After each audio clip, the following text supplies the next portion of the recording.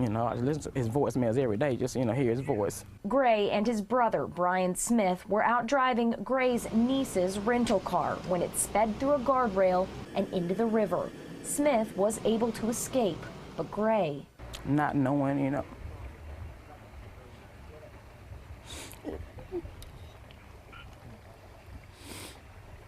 just not knowing if he's, you know, in the water. We just have to go on what we've heard, and we have to work it from there at that angle, and we'll just keep on at it until we get a resolution to it some way or another.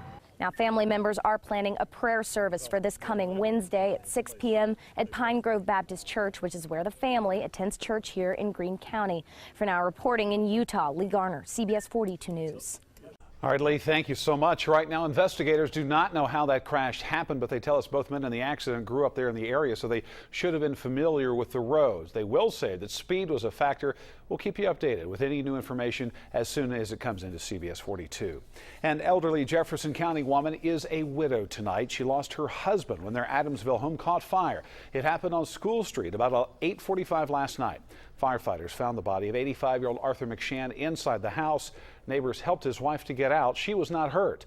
Firefighters believe a space heater started the fire. The cause of a crash that tied up traffic on I-2059 this afternoon is under investigation at this hour. The crash happened around noontime, and police tell us a woman was critically hurt when her SUV flipped on 2059 East just before the 12th Avenue exit. We do have an update tonight on the lawsuits that were filed after that deadly apartment building explosion in Birmingham's Gate City neighborhood. That blast in December killed a mother and injured 8 others. And during the past 3 months, dozens of people have filed lawsuits against Alagasco.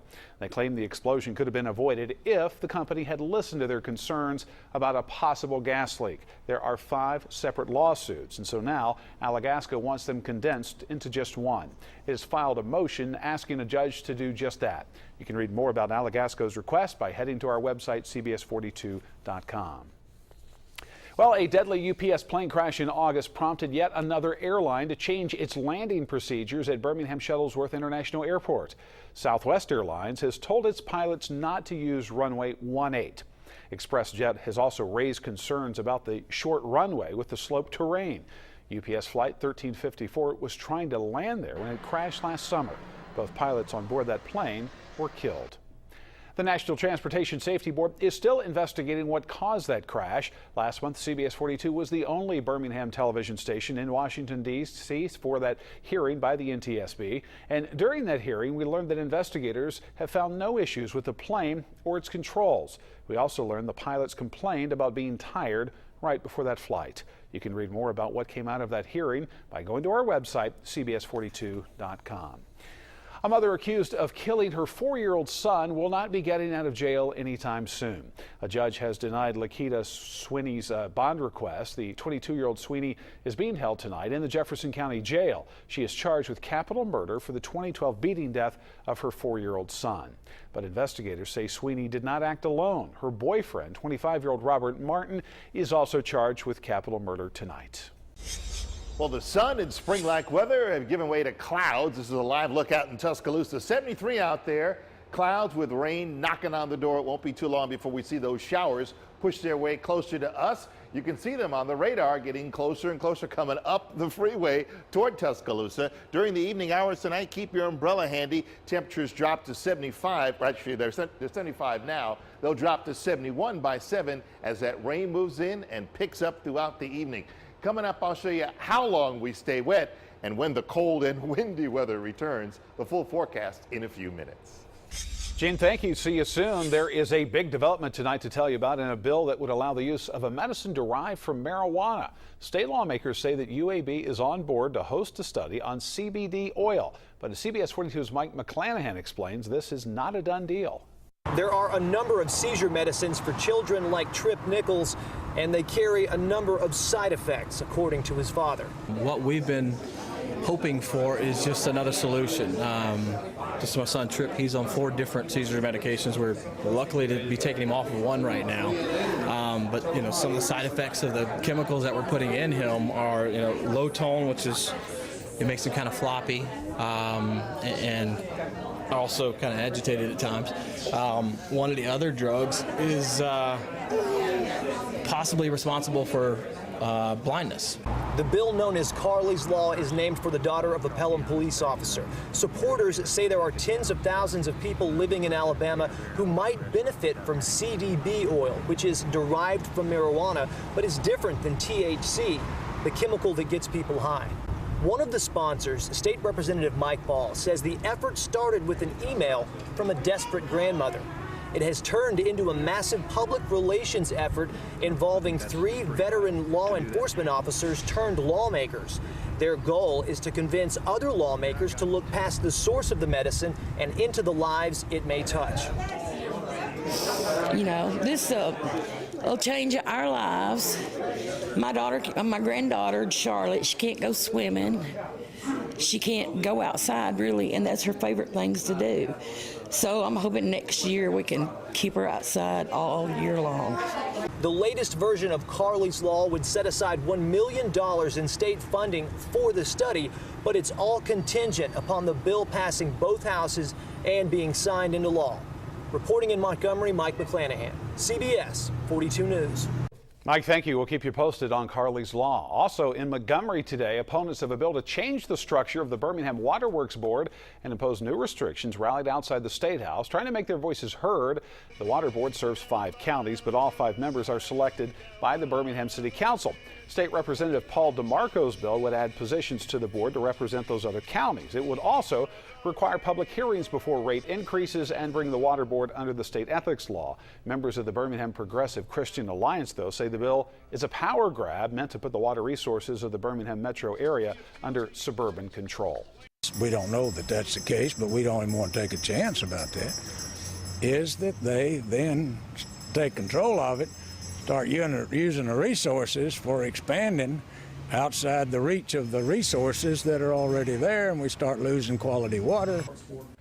Representative DeMarco says the bill has nothing to do with water quality, but in keeping rates affordable and increasing the accountability for the Birmingham Water Works Board itself.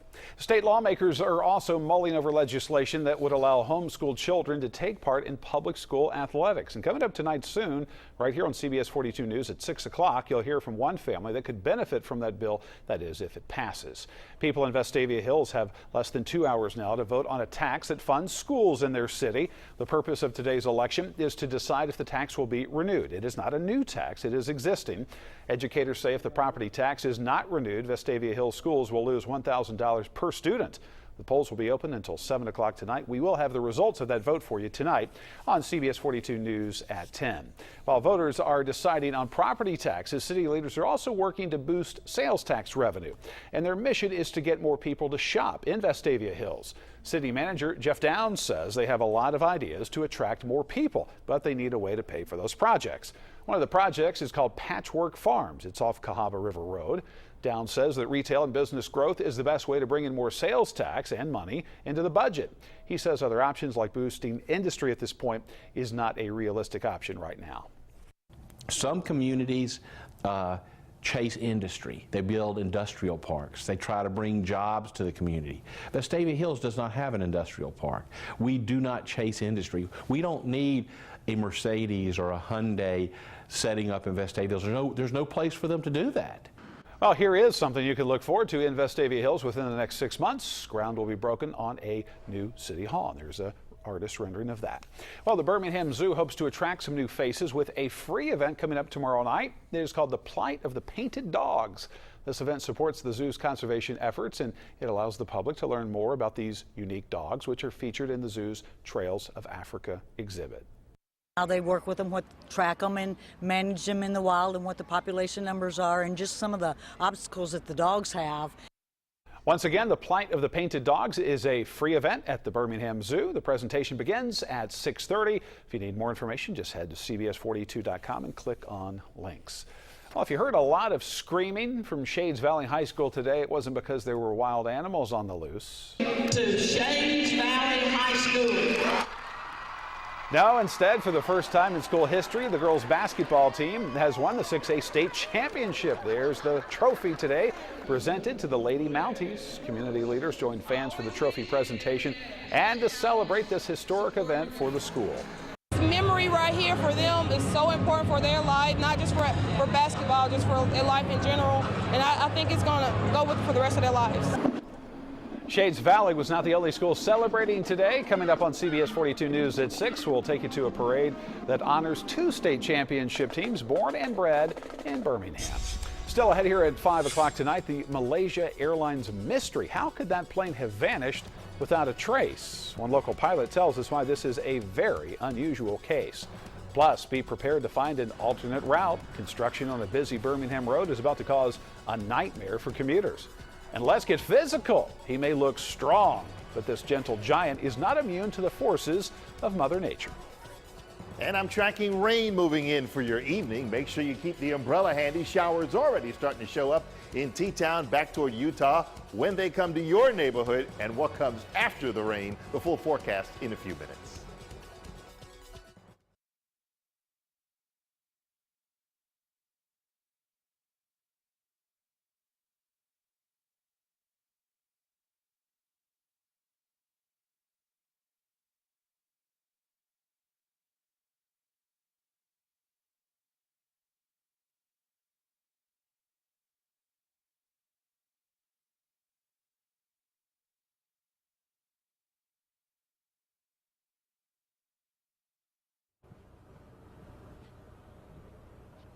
Sure. Well, Trent, that depends on who you talk to. Right now, there are around 100 people in here.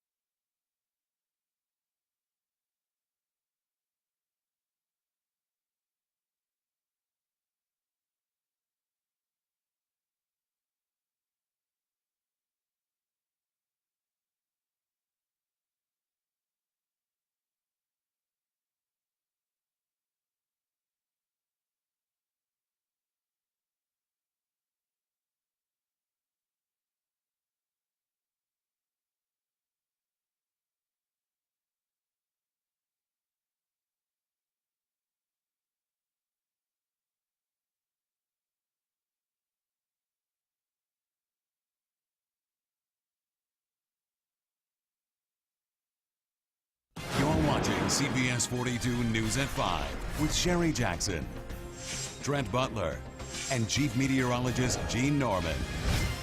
The search for a missing Malaysia Airlines plane is expanding tonight. That plane was carrying 239 passengers when it vanished on Saturday. Not a trace of the Beijing-bound plane has surfaced to this point.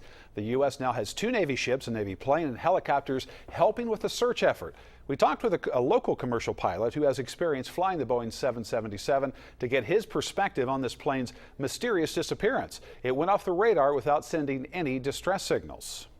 By satellite link, they would have been able to indicate that there was a problem had there been time. So the indication is that there was some kind of catastrophic failure of either the entire aircraft or at least in the electrical system that made communication impossible. And Brooks Yielding there says the Boeing 777 has one of the best safety records of all aircrafts, which makes this case very unusual. If you'd like to learn more about the Malaysia Airlines mystery, head to CBS42.com. Well, as many of you know, traffic along I-2059 in downtown Birmingham can often turn into a log jam, and so now many are worried that future construction might make things even worse. CBS 42's Chris Womack is live tonight in downtown Birmingham, where a public hearing on I-2059 bridge improvements is underway. And Chris, possibly some good news coming out of today's meeting? Well, Trey, that depends on who you talk to. Right now, there's around 100 people inside St. James Missionary Baptist Church who want to know if they are one of those people who will see this as good news. Now, the last proposal from ALDOT rerouted traffic from the interstate to 11th Avenue north. The newest proposal is not going to do that. Instead, they want to build a ramp over or under the existing interchange to 17th Street.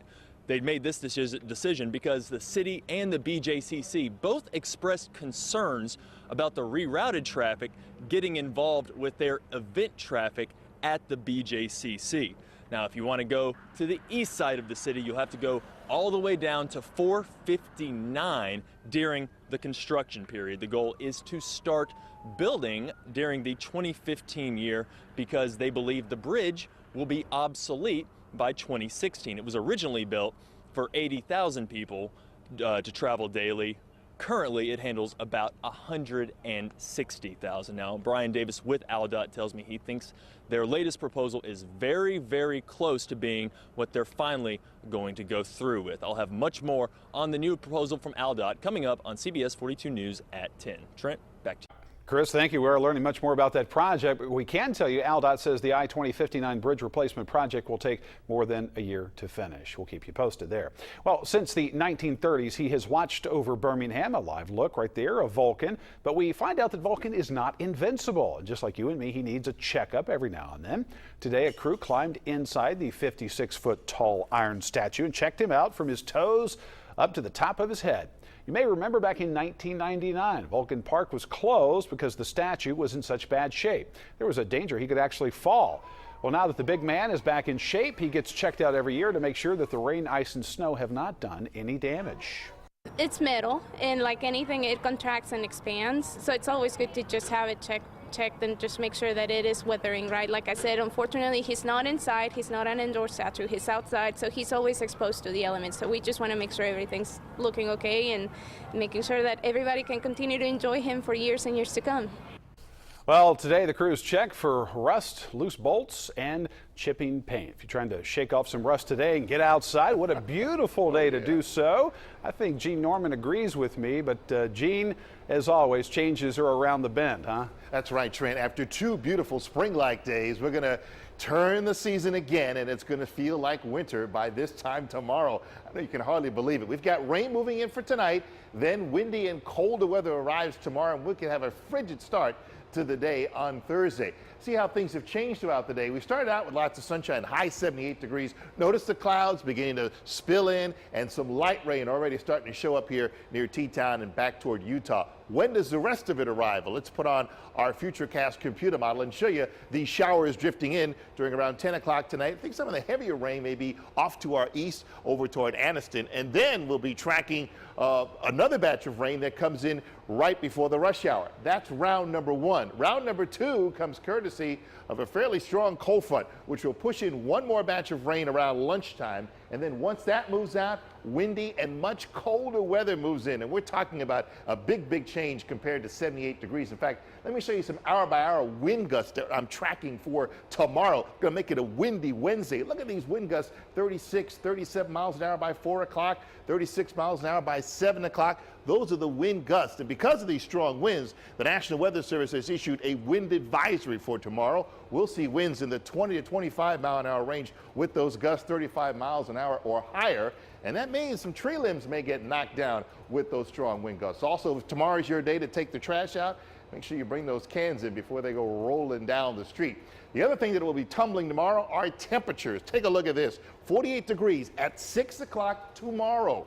Watch as those temperatures just plummet. Here comes the white line, the freeze line, and we're waking up to 29 degrees, believe it or not, on Thursday morning. 30 in Centerville, 29 Gaston. You get the idea. It's going to be a frigid start to the day on Thursday. Right now, it looks great outside compared to what we will see tomorrow. Cloudy, yes, but 72 degrees with calm winds right now in Fayette. The rain has not reached them yet, but it will throughout the evening tonight. Well, let's break it down, show you the weather where you live, focus on different neighborhoods here tonight. 58 in Coleman, 60 in T-Town as showers move through. In fact, the overnight hours will be warmer than during the day tomorrow. Look at highs during the afternoon. Barely getting into the mid-50s with the wind and the much colder air. 52 for Hamilton, maybe 63 in Centerville. Let's swing it over to our eastern neighborhoods again tonight. Rain, a good bet, 59 Alabaster, 58 in Gaston. Those will be the overnight low temperatures, which you'll wake up to tomorrow morning. But as that front blows through, Temperatures will be dropping all day. We'll barely get out of the 50s. 55 Birmingham, maybe 62 for Anderson, 63 in Alex City. The front taking a little bit longer to get to the eastern half of the state, but you get the idea. It will be a day not like today, not 78 degrees. So I rate tomorrow's weather from 1 to 10. It's called the Norman number. It drops from today's 9 all the way down to a 4 for tomorrow. And here's a look at the weather as we work our way through the rest of the week. Again, cold tomorrow morning. 50 for a high on Thursday, but the sun will be out. Friday a little bit warmer with a high of 65, and then rain returns for the first half of the weekend, but we should be looking good, and the luck of the Irish shining on us for Monday. Dean, thank you. Well, the saying goes, first impressions are lasting. And new UAB head football coach Bill Clark gets his first tomorrow with spring practice. His expectations next in sports. Tonight on CBS 42, catch NCIS, NCIS Los Angeles, and Person of Interest. Then stay tuned for CBS 42 News at 10. See it all tonight starting at 7, only on CBS 42.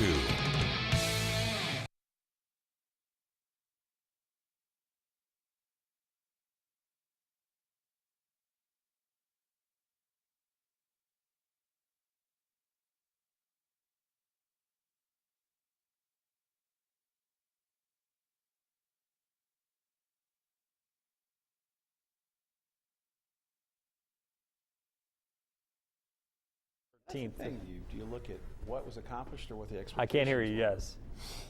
Mic Mic check 1, 2, 3, 4. Scotty Wilbekin is the SEC Player of the Year. He's the Florida Gator guard.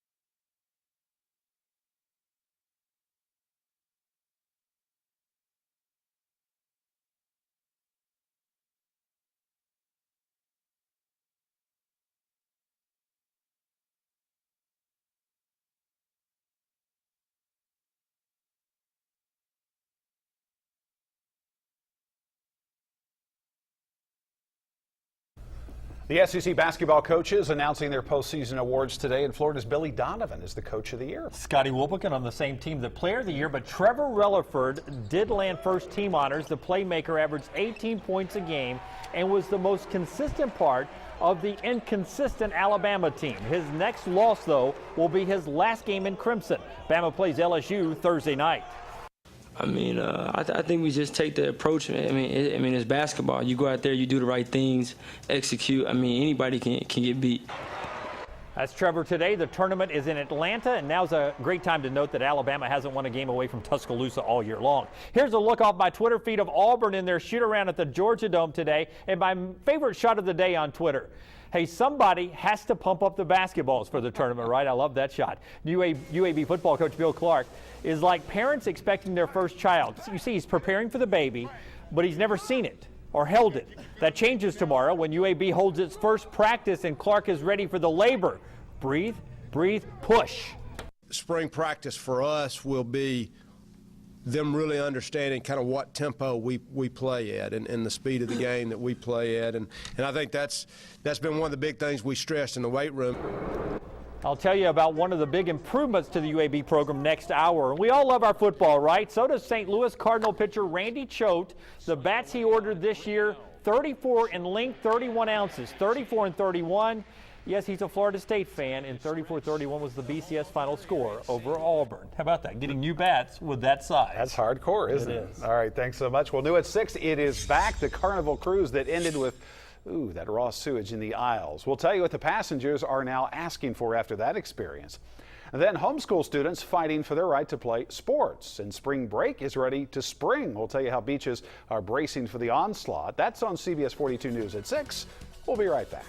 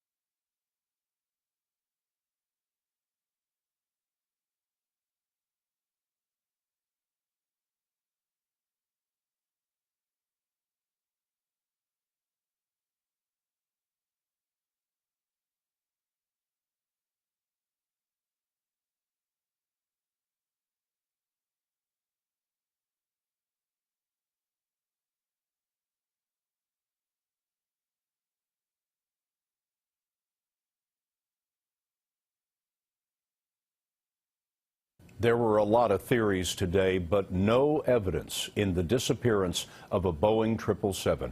We're going to have the very latest developments, including details on 2 mystery passengers tonight on the CBS Evening News. Rain moves in tonight through at least the first half of tomorrow. Then it gets windy and much colder, and we're waking up to 29 degrees on Thursday. Ouch. Weekend looks better. It does. All right, thanks, Gene. Well, thanks for watching as always. We're back here tonight at 6 o'clock. We'll see you then.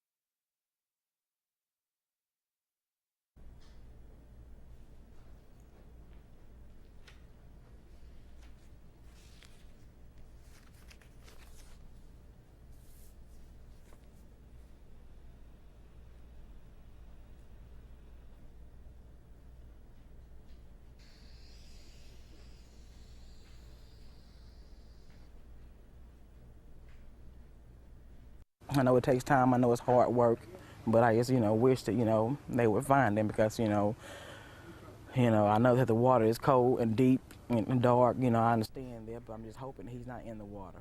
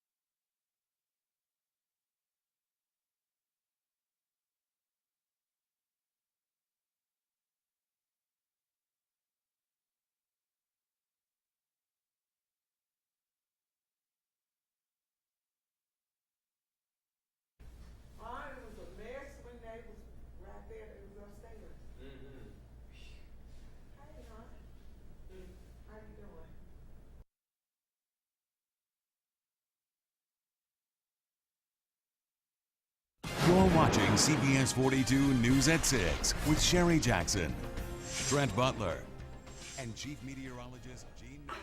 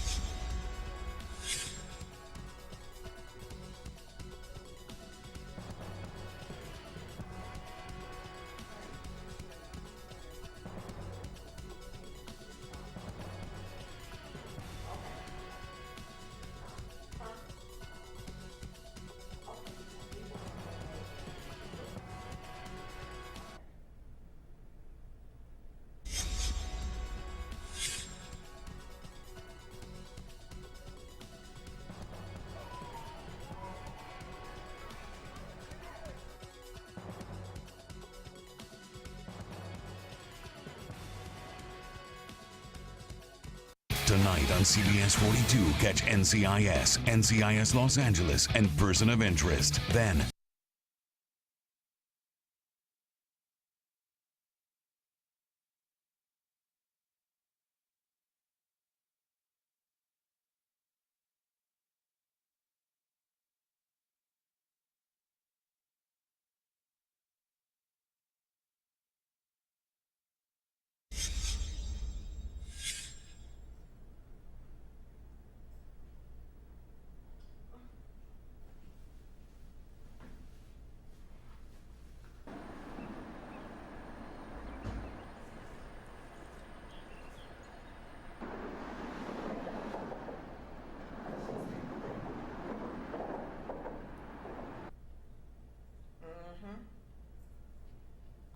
I forgot about Shanika and Nate.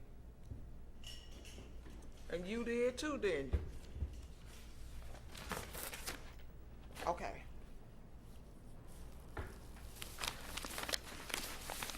He's made out of 21 different pieces. So again, they're bolts and joints. So they go in and they make sure everything's looking correct. And again, because of the expansion and contraction, that everything is looking appropriately and that he's weathering right.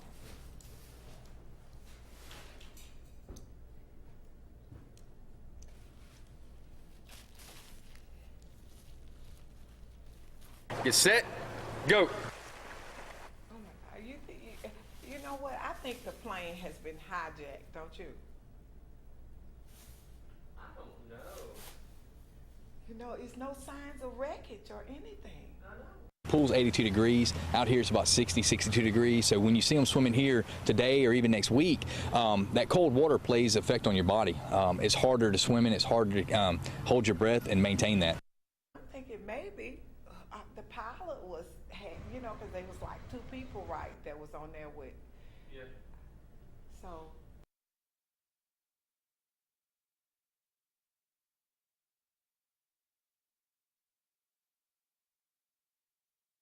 Fake passports. So they just not thorough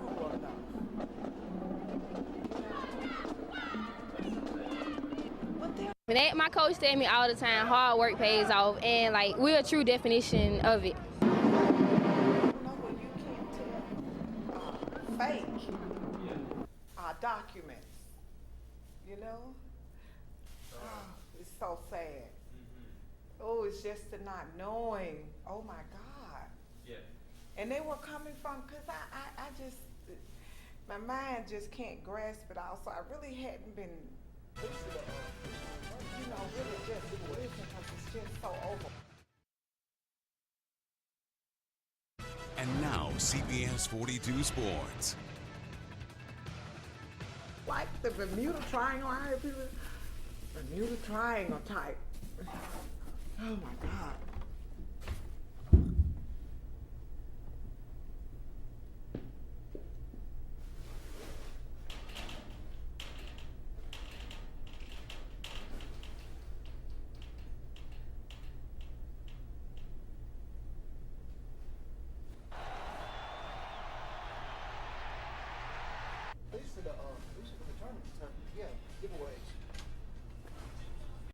I'm one of those guys that always stood by, never forget where you come from, man. You know, so I always wanted to, I got put in this position, so I always wanted to be able to branch out and just be able to reach a hand to the youth.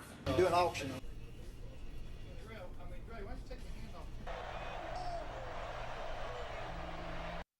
Take your time, you know, it's a process, and no matter how much you want it to hurry up and speed the process up, I mean, you only can go on their time, you know, so just relax and embrace the moment.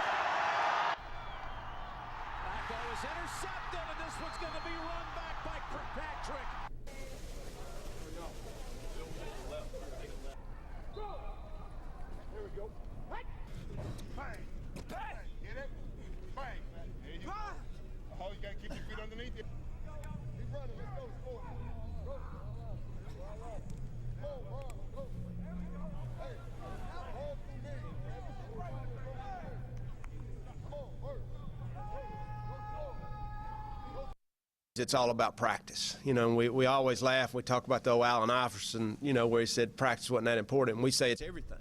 We want practice to be harder than the game. Just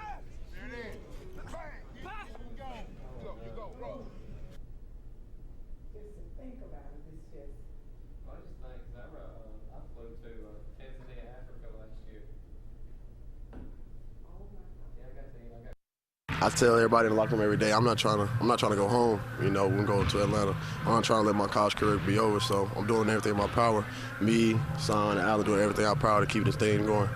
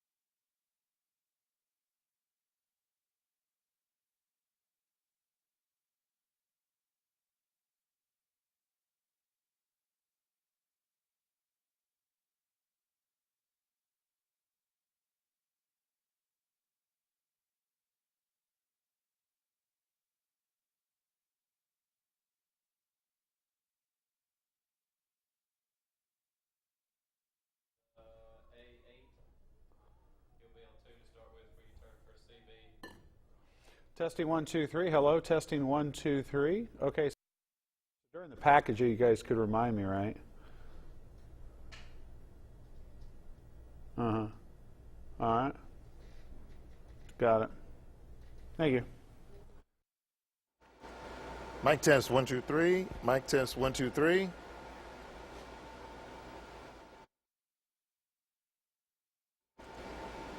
Yep.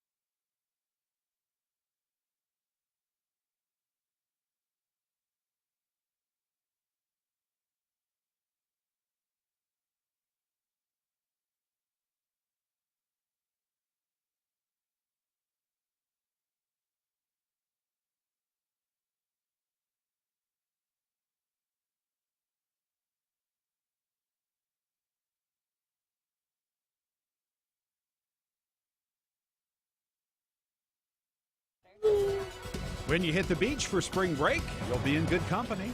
First at 6. Homeschooled for a more personal education, but playing with a public school sports team. The debate heats up.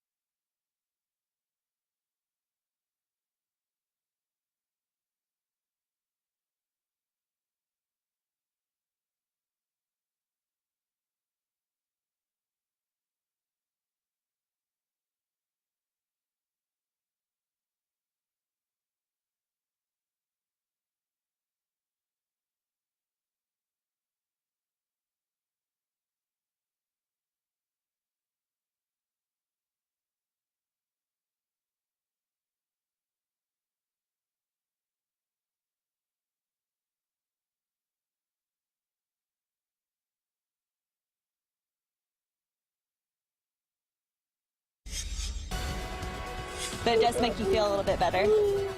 When you hit the beach for spring break, you'll be in good company. First at 6. Homeschooled for a more personal education, but playing with a public school sports team. The debate heats up. Good evening, everyone. I'm Trent Butler. Welcome in. Sherry Jackson off tonight. We'll get to that homeschool athletics bill coming up in just a moment. But first, some breaking news out of North Birmingham to tell you about and show you. You see the smoke there. You are looking at a picture from our tower camera tonight. Birmingham firefighters are on the scene right now of a fire right behind Tuggle Elementary School. The blaze broke out shortly after 5 o'clock this afternoon. There's a live shot from the ground. Our crew just got to the scene. And we understand right now multiple structures are burning. Again, this is right behind Tuggle School as we are zooming into obviously one of the structures that is involved right now. Firefighters certainly have their hands full. Again, this is North Birmingham. The fire broke out a little after 5 o'clock. We'll continue to stay with this picture as the firefighters continue to try and put out those flames. Again, North Birmingham behind Tuggle School. Much more on this. We'll continue to follow it right here on CBS 42 and CBS42.com. Also tonight, a standoff in the Jacksonville area is over, but without a suspect in custody. The situation started about 10 o'clock this morning when a man noticed a strange car in the driveway of his son-in-law. He and a friend approached the vehicle, but the vehicle sped off. When they approached the home, a man wearing a mask and carrying a gun confronted them. One person was shot. Everyone scattered.